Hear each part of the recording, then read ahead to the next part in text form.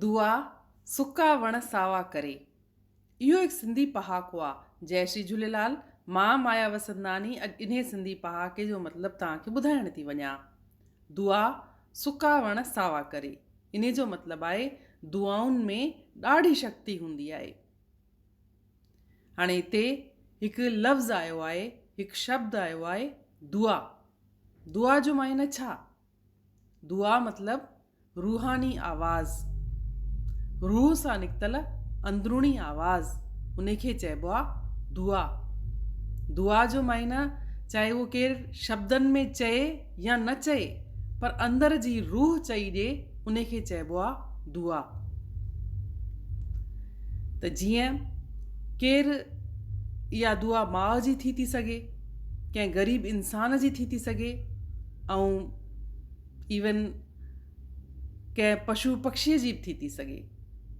कंहिं इंसान खे तमामु उञ लॻे ऐं तव्हां उनखे पाणी पीआरियो, तमामु बुख लॻे ऐं ओॾी महिल तव्हां उनखे रोटी खारायो, को उनजो तमामु नंढे सां नंढो या वॾे सां वॾो कमु फाथल हुजे, उहो कमु न थींदो हुजे, ऐं ओॾी महिल तव्हां उनखे उहो कमु कयोसि,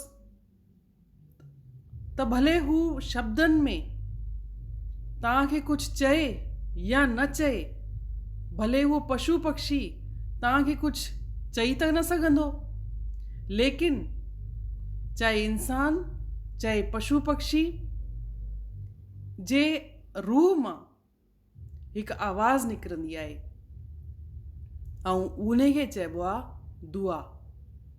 इहा दुआ में, इन्हे दुआ में एतिरी शक्ति हूंदी आहे कि हू तव्हांखे वॾी सां वॾी मुसीबत सां बचाए सघे थी, या तव्हांखे ॾाढो अॻियां पहुचाए सघाए थी, तव्हांखे ॾाढो फ़ाइदो पहुचाए थी सघे।